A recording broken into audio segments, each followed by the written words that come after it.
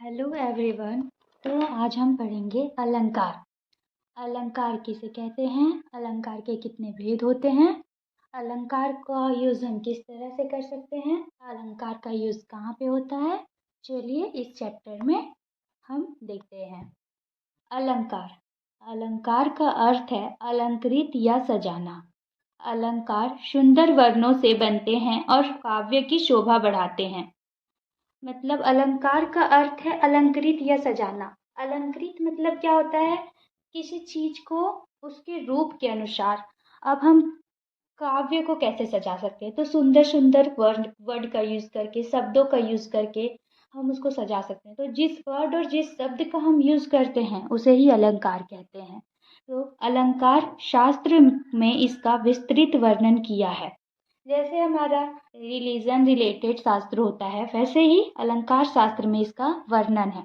वे अलंकार संप्रदाय के प्रवर्तक कहे जाते हैं। ठीक है, अब हम देखते हैं अलंकार के भेद।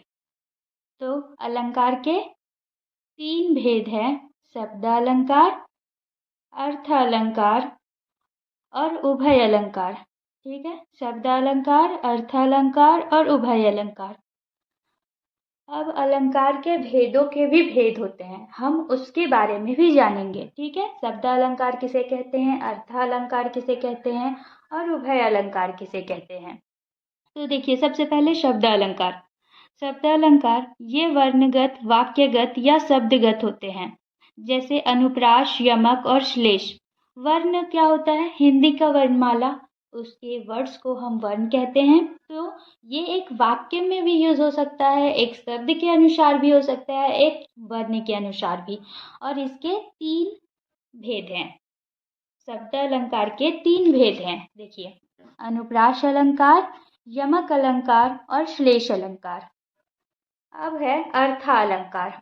तो अर्थालंकार की निर्भरता शब्द पर न होकर शब्द के अर्थ पर आधारित होती है। ठीक है, देखिए, अर्थालंकार की निर्भरता शब्द पर नहीं, उसके शब्द से जो अर्थ निकलता है उस पर आधारित होती है। ठीक है, हम यही देख सकते हैं शब्द अलंकार, इसका अलंकार शब्द पे निर्भर करता है। अर्थालंकार, अर्थालंकार का अर्थ पर निर्भर करता है अलंकार, और मुख्यतः इसके भी कुछ भेद हैं, जैसे उपमा अलंकार, रूपक अलंकार, उत्प्रेक्षा अलंकार, अतिशयोक्ति अलंकार, दृष्टांत अलंकार, मानवीकरण अलंकार, और ये सारे अर्थ अलंकार के भेद हैं।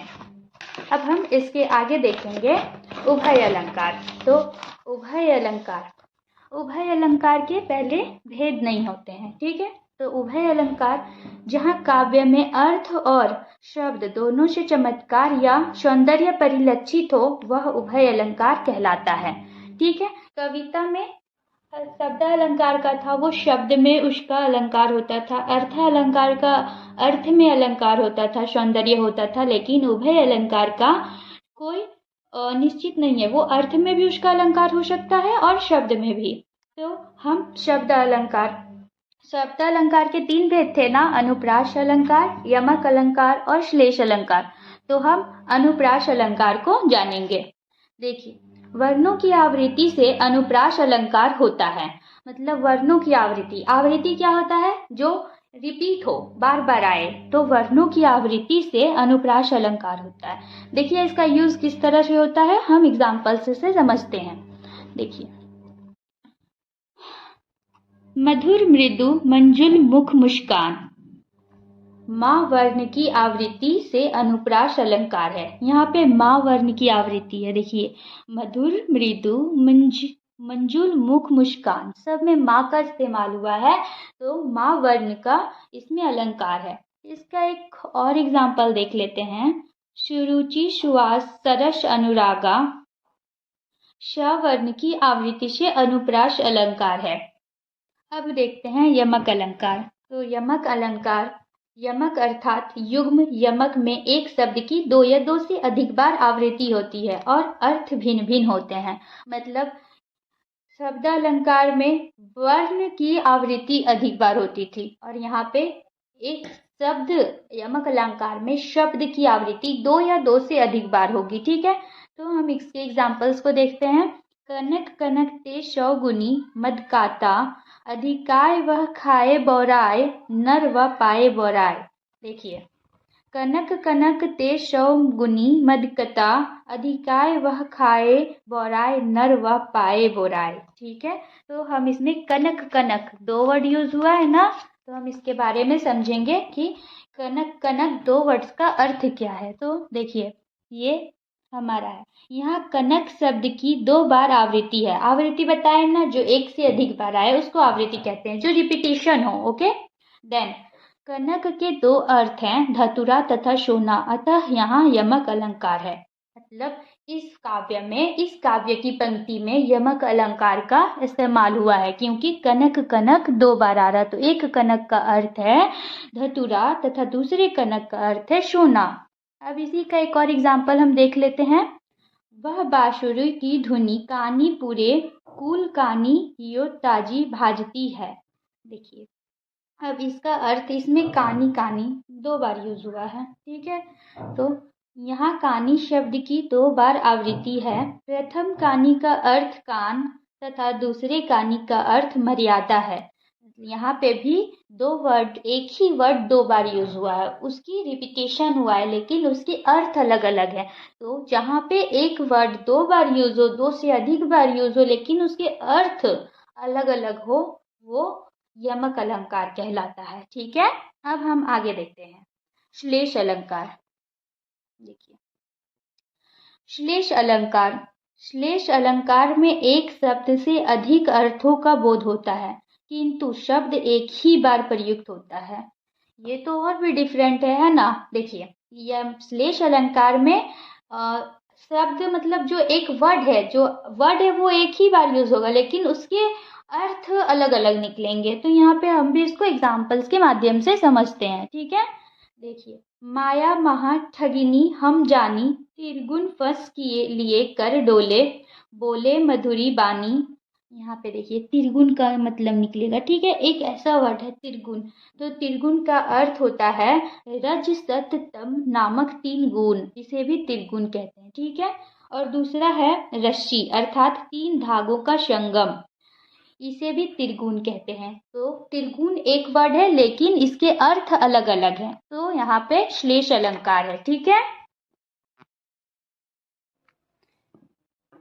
हमने श्लेष अलंकार को समझ लिया कि वो कहाँ पर कैसे इस्तेमाल होता है, क्या उसका अर्थ है। अब हम देखेंगे अर्थ अलंकार। ठीक है, तो अर्थ अलंकार को समझने के लिए हम इसे पढ़ते हैं, उसके बाद देखते हैं इसका क्या अर्थ होता है। अर्थ अलंकार बताए थे हमने, पीछे हमने बताया है कि अर्थ अलंकार में अर्थ, जो शब्द होते हैं उसके अर्थ को ही अलंकृत किया जाता है, उसके अर्थ ही अलंकार होते हैं। ठीक है, तो अर्थ अलंकार के भेद हैं उपमा अलंकार। तो उपमा अलंकार क्या है? उपमा अर्थात तुलना या समानता। उपमा में उपमेय की तुलना उपमान से गुण, धर्म या क्रिया के आधार पर की जाती है।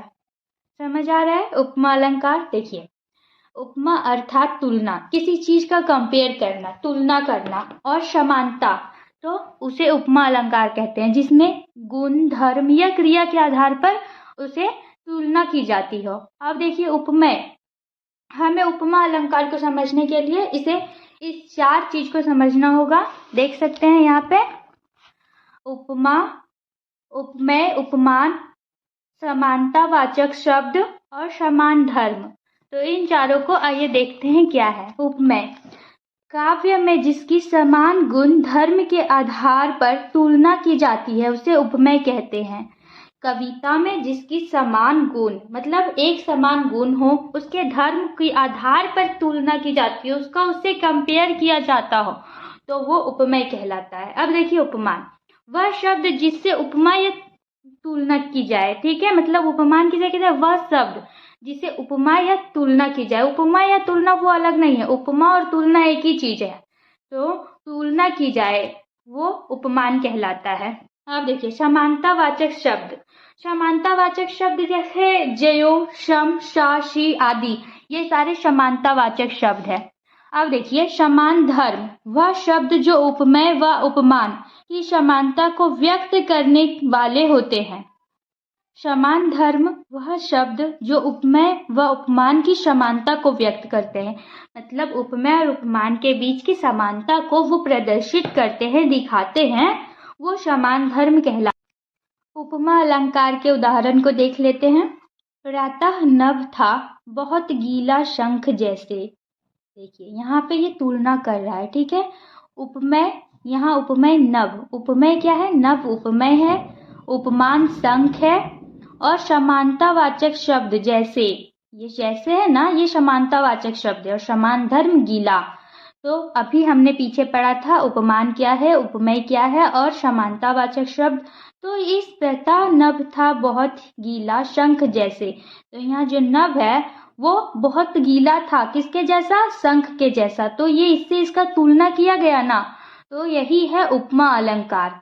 अब देखिए, इस पद्यांश में नभ की उपमा शंख से दी जा रही है, ठीक है। नभ की तुलना शंख से की जा रही है, इसलिए वो उपमा अलंकार है। अब यहाँ पे दूसरा उदाहरण इसका देखते हैं। मधुर सरिस संत गुण ग्राही। यहाँ उपमेय संत, उपमान मधुकर, समानतावाचक शब्द सरिस, समान धर्म गुणग्राही।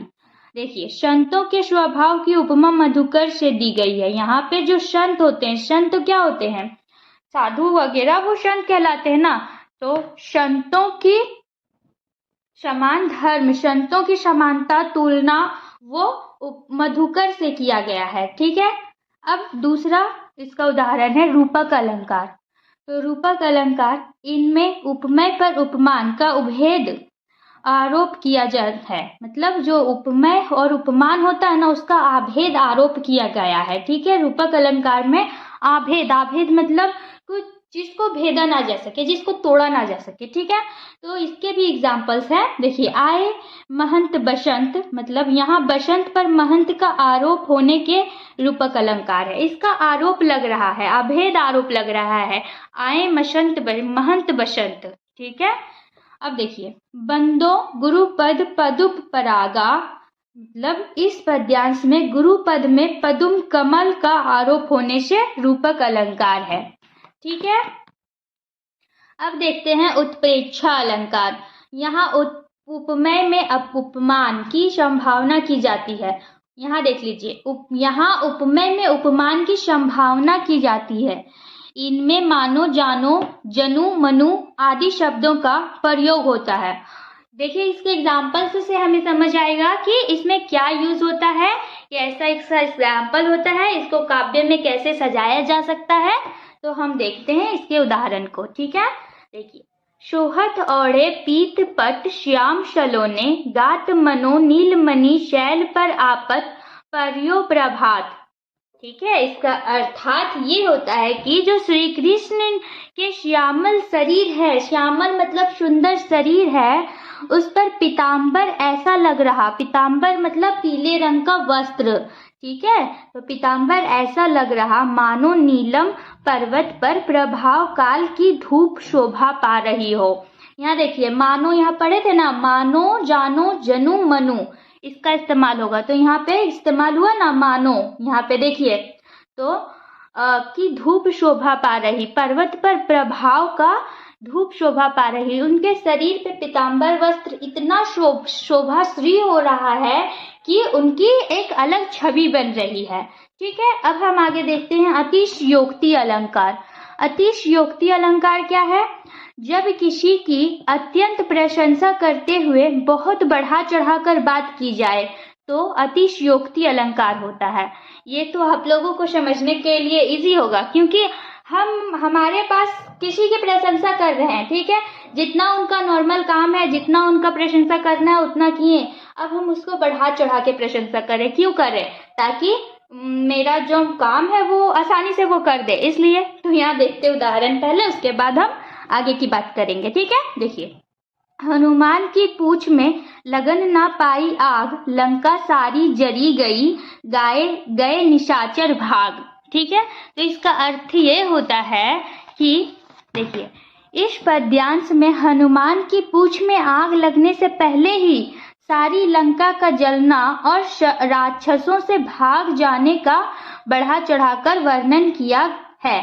मतलब जब वहाँ पे, यहाँ देखिए हमने पढ़ा यहाँ पे कि हनुमान की पूंछ में लगन ना पाई आग, लंका सारी जरी गई। लगन ना पाई मतलब लगा भी नहीं था आग, आग लगा भी नहीं था और सारे राक्षस भाग गए, लंका जल गई। तो यही वर्णन किया गया है बढ़ा चढ़ाकर। तो यहाँ पे अतिशयोक्ति अलंकार का इस्तेमाल किया गया है।